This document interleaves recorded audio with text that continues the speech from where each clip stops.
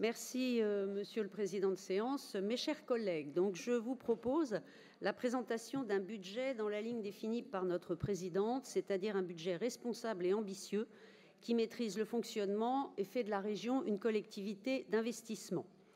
Alors concernant l'administration générale, donc on a un budget total investissement et fonctionnement un peu plus de 107 millions d'euros, en investissement un peu plus de 24 millions d'euros, en fonctionnement un peu plus de 82 millions d'euros, presque 83 millions d'euros, qui est au total une baisse de 1,5% par rapport à 2023, avec une exécution du BP 2023 au 31 décembre de 138%.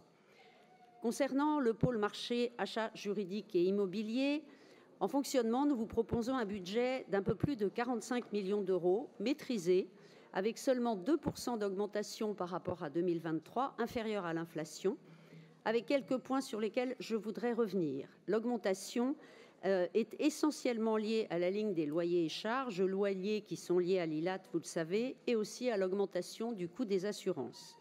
Par contre, les dépenses d'énergie ont été en partie maîtrisées grâce au déménagement dans des bâtiments neufs qui ont permis d'améliorer la performance énergétique de 40%. Les autres postes de ce secteur pour le fonctionnement de l'administration sont maintenus à hauteur des dotations de 2023. En investissement, le budget proposé est de 2 755 000 en AP pour des travaux sur les sites de Simone Veil et Victor Hugo, l'acquisition de matériel, notamment du mobilier atypique pour les personnes porteuses de handicap, qui sera, vous le savez, la grande cause régionale portée par la présidente en 2024. En CP, un peu plus de 10 millions d'euros pour le paiement des travaux de Barbet et de Vanneau, dont les AP ont été affectés en 2023 avec des opérations menées plus tôt que prévu.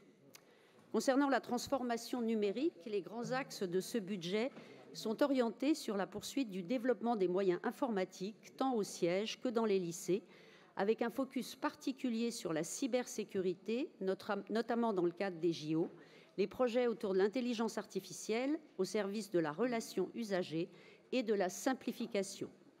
Au niveau des lycées, l'accélération du numérique éducatif est une priorité, avec un budget en investissement aux alentours de 100 millions d'euros et en fonctionnement aux alentours de 8 millions d'euros, avec une amélioration continue du Wi-Fi et du très haut débit, la poursuite des équipements informatiques individuels, l'évolution de la plateforme monlycée.net, le déploiement progressif de coordinateurs numériques et du centre de services numériques régional. Concernant le pôle RH, la région porte une attention soutenue aux conditions de travail de l'ensemble des agents, aussi bien au siège que dans les lycées. Et le budget 2024 proposé est résolument sur cette même ligne, tant au niveau de la qualité de vie au travail, de la sécurité que dans le dialogue social. Cela est aussi un facteur d'attractivité de la région. Je vous rappelle, en 2023, nous avons 2034 agents au siège, 8818 agents dans les lycées.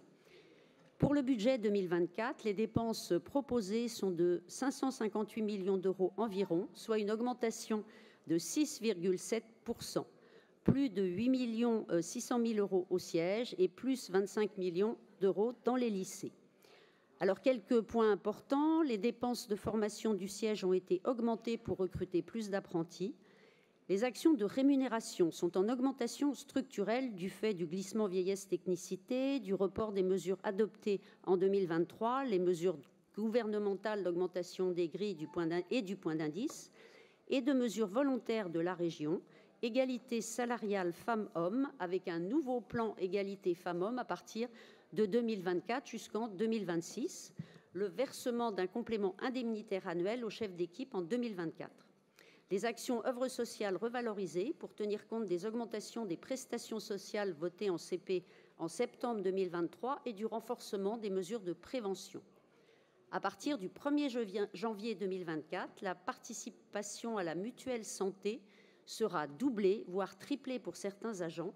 La prime pouvoir d'achat a été versée en une seule fois en décembre pour la quasi-totalité des agents des lycées et environ 40% des agents du siège. Le montant correspondant aux équipements de protection individuelle dans les lycées est augmenté de 1 350 000 euros à 1 500 000 euros. Également, un effort de recrutement soutenu avec des créations de postes et notamment 53 agents pour doubler les effectifs des brigades régionales de sécurité, et la poursuite ambitieuse d'une politique d'emploi des personnes en situation de handicap. Fin 2022, nous étions pratiquement à 8%. Enfin, un petit mot sur la direction de la communication. Nous proposons un budget stable avec en fonctionnement un peu plus de 10 millions d'euros et à peu près en investissement 260 000 euros, essentiellement pour les signalétiques. Ce budget de communication a pour objet de faire connaître les actions et les dispositifs de la région avec une information pratique et accessible pour tous les franciliens.